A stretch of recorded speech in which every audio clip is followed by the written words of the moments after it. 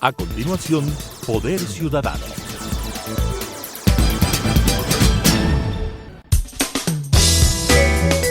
Clasificación B, bajo supervisión de un adulto.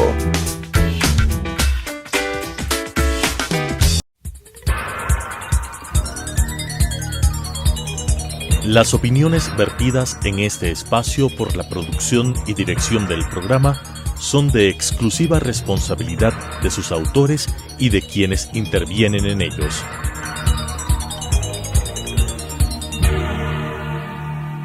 Telesucesos Canal 29 UHF presenta Poder Ciudadano, una ventana construida desde la visión plural ciudadana para la expresión de sus anhelos, demandas y aspiraciones, con la conducción del doctor Patricio Picón. Poder Ciudadano. Cordiales saludos. Esta noche mi invitado es un consultor político, columnista académico. Tiene estudios de pregrado en Comunicación y Literatura por la Pontificia Universidad Católica del Ecuador. Es licenciado en Comunicación por la Universidad de los Dos Hemisferios. Maestría en Dirección de Comunicaciones Corporativas en Buenos Aires y estudios en política en distintos seminarios y certificaciones avaladas por la George Washington Universidad.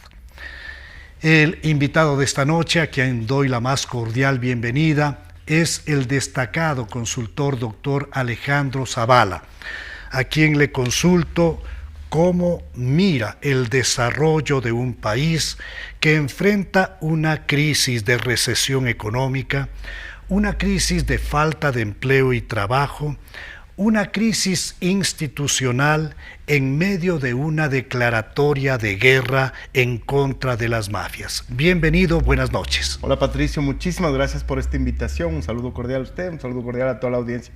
Bueno, complicado, estamos en un punto muy complejo de la vida democrática en el Ecuador.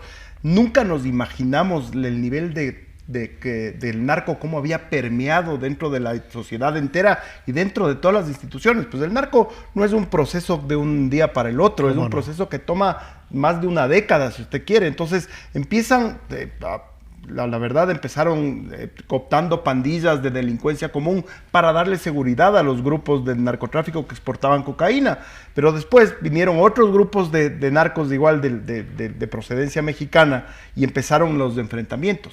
Sin embargo, se refugiaron en las cárceles, tomaron las cárceles como centro del delito, se repartieron los pabellones, tenían construidos verdaderos centros de inteligencia y de delito, y desde ahí empezaron una guerra impresionante que nos tiene asustados y acorralados, definitivamente. ¿Cómo ve el doctor Zavala el hecho de que mediante una constitución nueva dictada en Montecristi se relajan una serie de condiciones? Se habla del garantismo constitucional, se abren las fronteras de par en par, incluso se mencionan tesis de la ciudadanía universal y otro tipo de aspectos que llegan incluso a combinar con intereses mafiosos colombianos que habían apostado en favor de la campaña de la mal llamada Revolución Ciudadana.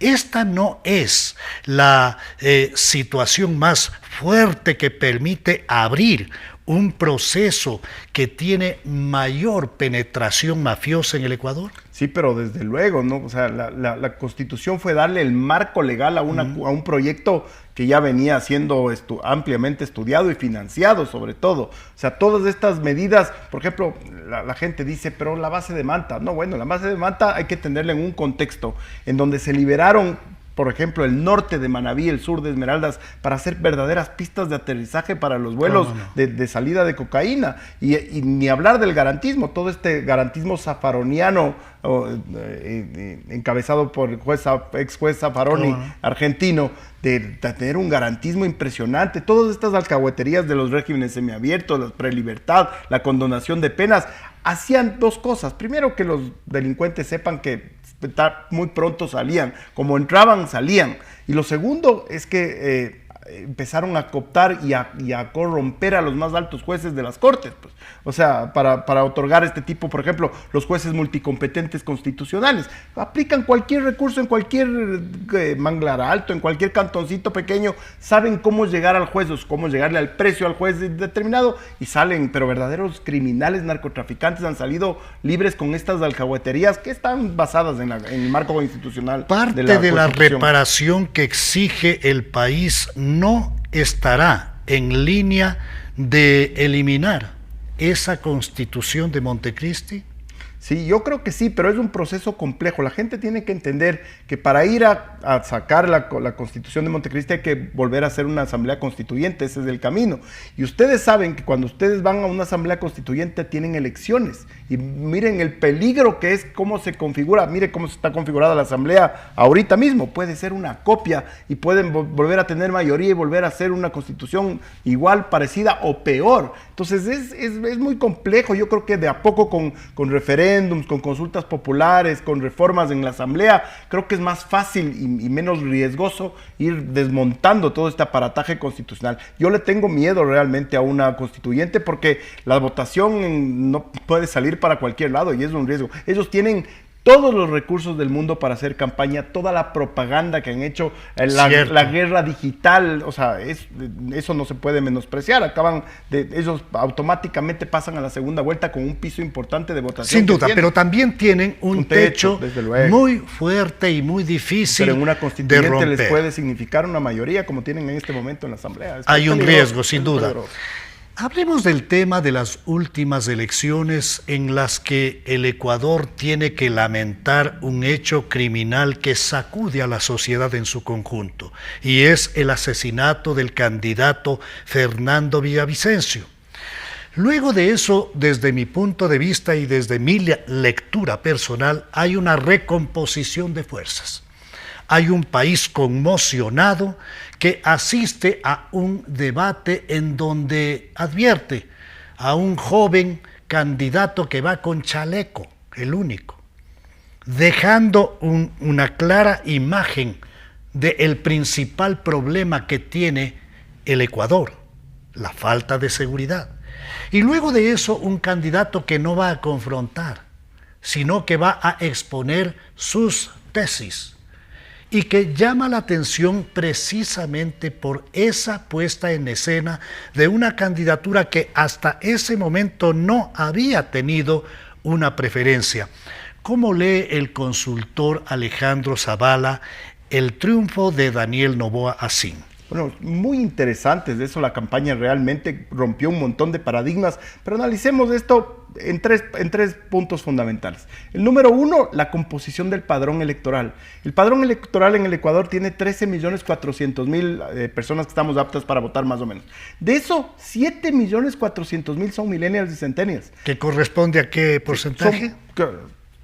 Más del 55%. Entonces, lo que quiere decir es que nosotros, la generación X y los boomers, estamos un poco en la puerta de salida y las nuevas generaciones son las que están poniendo presidentes y lo van a seguir haciendo. Entonces, eso como primera cosa, es muy importante hablarles a esas nuevas generaciones. Lo segundo, la extrema polarización de correísmo, anticorreísmo tiene un techo, está absolutamente medido. El correísmo tiene un piso de 22, 25 puntos y el anticorreísmo 14, 16. Quiere decir que la gran mayoría de los ecuatorianos estaban por fuera de eso. Y el asesinato de Villavicencio lo que hizo fue exacerbar esa decisión de la gente de no votar ni por el uno ni por el otro porque da miedo. O sea, ya realmente esos extremos producen miedo. Y la tercera es que hay algo que es muy importante en las campañas de ahora, que es entrar en la conversación digital. Fíjese que Javier Herbas en el año 2021 llegó de 0 a 15%. Esa fue la magia de Herbas en esa ocasión, claro. Y además era el nuevo. Pero dése cuenta, de 0 a 15% en 4 meses de campaña en el 2021. Pasaron apenas 2 años y Daniel Noboa llegó de 4 a 24 en 2 semanas.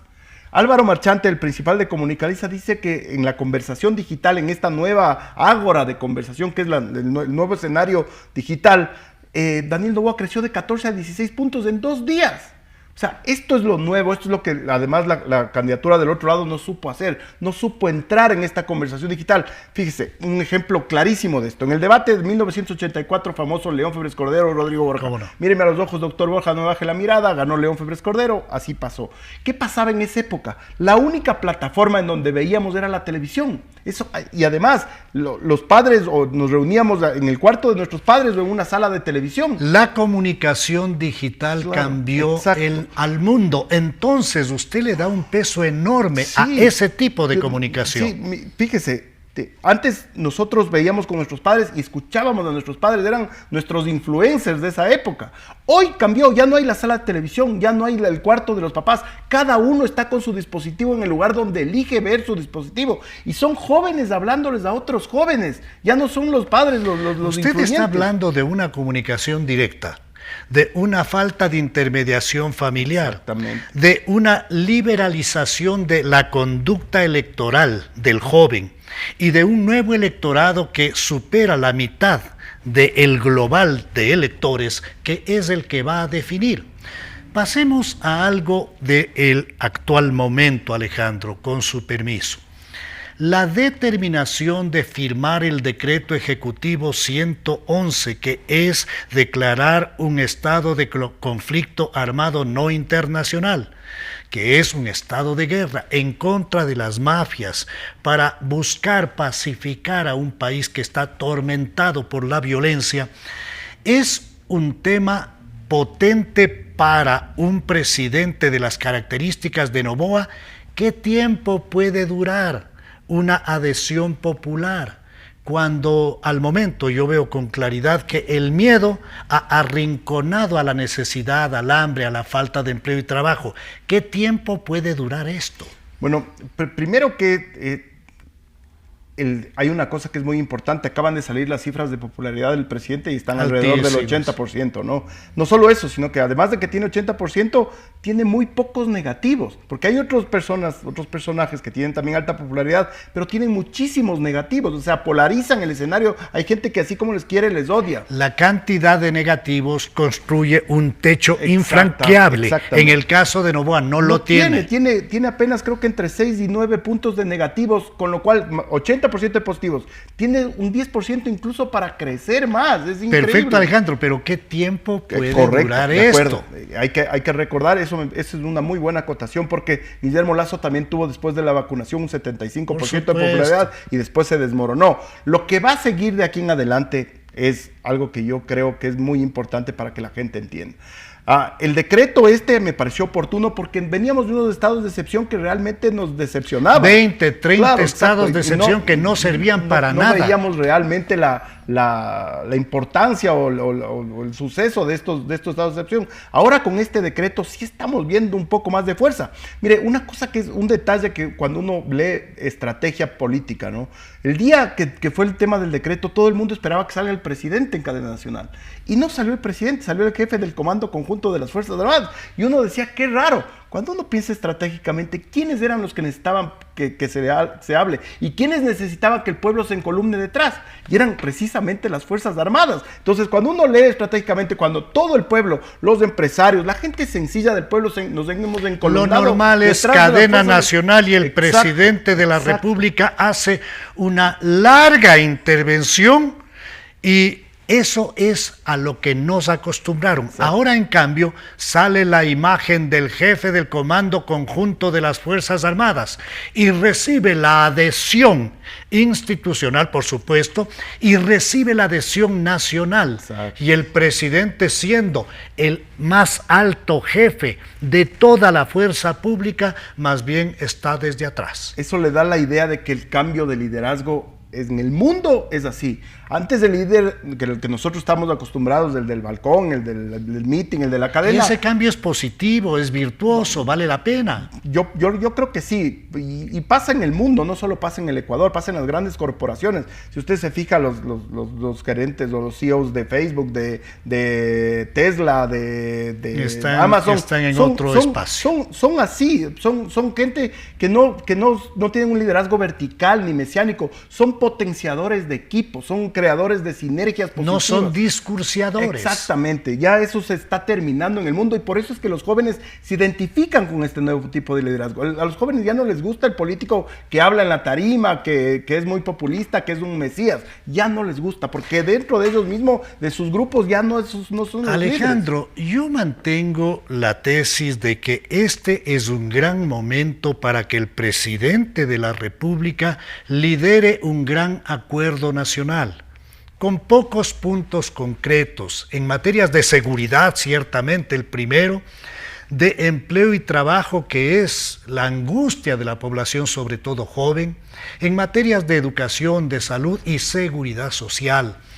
Esto le podría dar una mayor opción virtuosa de un liderazgo sólido que aleje este suceso de lucha antimafias de una conexión electoral. ¿Cuál es su criterio en relación a esto? Yo creo que el presidente con muy buen tino ha modulado el tema de la reelección, en la que estaba preocupado al principio, como veíamos, y lo que está haciendo es realmente pensando en que tiene que resolver los problemas del país, y para eso tiene que convocar a todos. ¿Qué quiere decir que ha modulado? O sea, ya no está acaba de dar las últimas declaraciones diciendo voy a ver con el tema de la reelección, cuando al principio, antes de que empiece el mandato, decía voy a la reelección. Lo ha dejado en un segundo plano frente a la crisis del país y a su solución. Porque sabe perfectamente que solo la gestión le va a dar la reelección. Eso es automático. Él no necesita decir, si hace las cosas bien de aquí en adelante, pues no tenga duda que esos números se van a mantener y ya estamos cerquita. Ahora veamos qué pasa en agosto, septiembre, donde realmente va a empezar la campaña, cómo son los números de él. Y con estos acuerdos, en este momento él tiene que solucionar un tema que es, o sea, aparte de la seguridad, que es la caja fiscal calamitosa que tiene. Así es. O sea, 3 datos de ahí. O sea, un hueco fiscal de 6,000 millones de dólares, cuando el ministro anterior nos decía que era de 2,5. Fue de 6 puntos del PIB. Y ese hueco fiscal significa deudas a gobiernos autónomos descentralizados, a proveedores y al propio IES. Exactamente, pone en riesgo todo. Y si a eso usted añada un déficit fiscal de una cifra igual o superior, estamos en una situación compleja. Los analistas económicos hablan del hueco fiscal déficit de 6,000 millones, pero con obligaciones 10,000 millones de dólares más o menos, con las obligaciones que hay que cumplir. A eso súmele una deuda externa de 63,000 millones de dólares y súmele a eso los 2,000 puntos de riesgo país que le cierran el financiamiento en todo el mundo. Entonces, en este momento él necesita solucionar estructuralmente la caja fiscal, el problema económico. Y ahí me parece que otra vez ha tomado una decisión inteligente. Si es que hacía lo más ineficiente de este mundo son los subsidios a los combustibles. Todo el mundo lo sabe, todos los académicos lo han dicho. Sin embargo, en un año electoral sabemos lo que puede hacer Leonidas Issa, que va a utilizar eso como plataforma. Entonces, le ha pedido al ministro de Finanzas que haga un estudio de focalización para que justamente Issa no tenga este discurso incendiario que ha tenido siempre. Y ha ido por el IVA, que es un impuesto, digamos, un poco más al consumo, digamos. No grava la canasta básica, medicina, arriendo, transporte público, sino que es un impuesto al consumo que pagará básicamente la clase media, o sea, nosotros. Es un impuesto más noble, si usted quiere, que un paquetazo subiendo los combustibles. Eso es cuidar la campaña también. Claro, desde luego. Tiene que cuidar su reputación. Entonces, lo que ha hecho es primero ver este tema del IVA para que le dé flujo de caja rápido, para que pueda cumplir con todos estos temas que usted decía. Y lo segundo es que sí va a estudiar el tema de la focalización de los subsidios. Y cuando ya tenga anulado el discurso que podría incendiar Issa, ahí lo va a poner, porque el déficit estructural es muy fuerte y si no soluciona, vamos a seguir parchando cada año y viendo de dónde conseguimos para pagar hasta los sueldos. Aquí hay problemas institucionales complejos. Todos sabemos que la droga atraviesa fronteras. ¿Quién tiene el deber del cuidado de esas fronteras? Las Fuerzas Armadas. Todos sabemos que la droga transita por carreteras. ¿Quién debe cuidar? La Policía Nacional. Todos sabemos que deben llegar a la contaminación en puertos para exportar. ¿Quién controla eso? El Estado.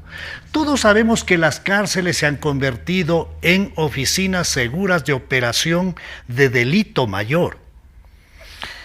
Pero más allá de conocer y más allá de lo que apreciamos de estos operativos combinados que vuelven a sacar cantidad de droga, de municiones, de armas, de alcohol de las prisiones y se repiten este tipo de imágenes, ¿cómo se puede lograr soluciones estructurales que vayan más allá, que vayan a propuestas integrales de rehabilitación social que no existen?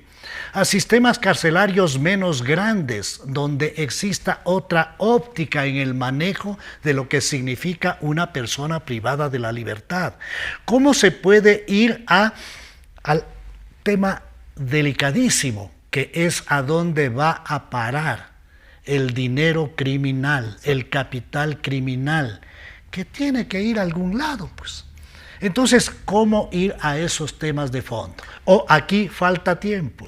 No, bueno, 4 cosas que se pueden hacer inmediatamente. La primera, con el tema de las cárceles, vamos primero por el tema de las cárceles. El presidente y todos los ecuatorianos sabemos perfectamente que el problema de las cárceles son que se han repartido los pabellones, por ejemplo, en la penitenciaría del Litoral. Entonces, ¿qué pasa? Cuando entra un reo, cuando entra un ladrón, un delincuente, un narcotraficante, no le meten a la cárcel, le meten al pabellón donde va a ser cuidado. Mire, esos chicos... Eso está parcelado. Venga para acá. Exactamente. Entonces, miren, los chicos de TC Televisión, seguramente ellos entrarán a la cárcel, irán donde sus jefes, los que les mandaron a hacer ese secuestro a la televisora, y serán recibidos como héroes. Entonces, lo primero, y ya está pasando, yo lo vi el día de hoy, el presidente y todos los ecuatorianos sabemos que lo que hay que hacer es no darles los pabellones a cada una de las bandas. O sea, los presos tienen que ir a donde tengan que ir, mezclados o como sea. O sea, no se puede permitir que estos tipos tengan... En los chats, Leandro Norero decía que tenía 12 guardaespaldas para él y un ejército de 120 hombres en la cárcel. Pues eso es una locura. Entonces, lo primero que hay que hacer es acabar con el sistema. Exacto, no hay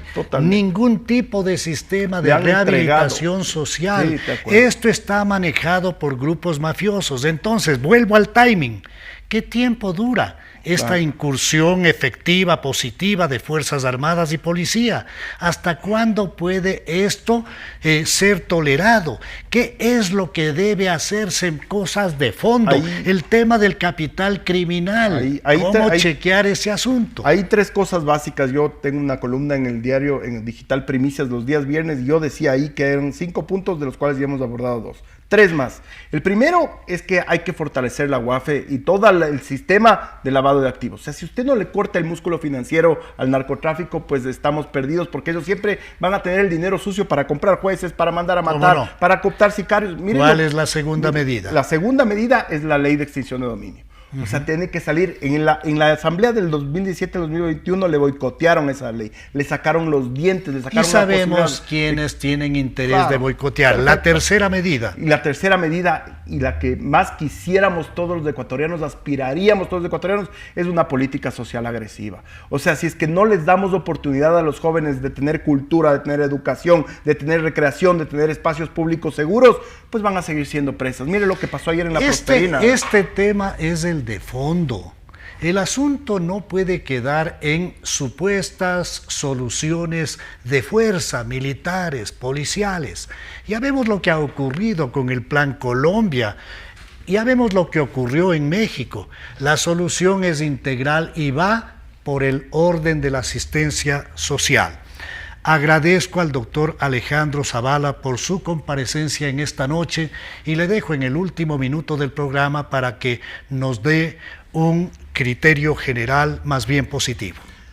Bueno, yo creería que es el momento del país, es el momento de arrimar el hombro, es el momento en que todos tenemos que estar unidos, encolumnados detrás, confiando en nuestras fuerzas del orden, que vayan y peleen realmente contra estas bandas de narcocriminales. Nosotros los ciudadanos haciendo lo que nos toca, ¿no? Cumpliendo la ley, siendo honestos, siendo honrados, y al presidente que siga con ese liderazgo y tomando decisiones, que es la única manera, agarrando el toro por los cuernos, es la única manera que vamos a sacar a este país, sin paños tibios, sino tomando decisiones y frontalmente ante el pueblo ecuatoriano.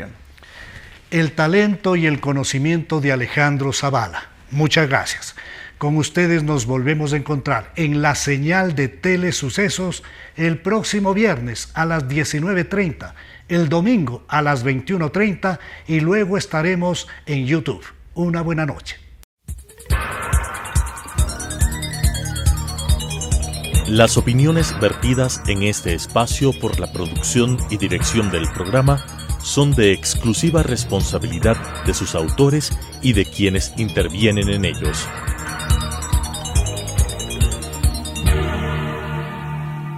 Telesucesos Canal 29 UHF presentó Poder Ciudadano, una ventana construida desde la visión plural ciudadana para la expresión de sus anhelos, demandas y aspiraciones, con la conducción del doctor Patricio Gijón. Poder Ciudadano.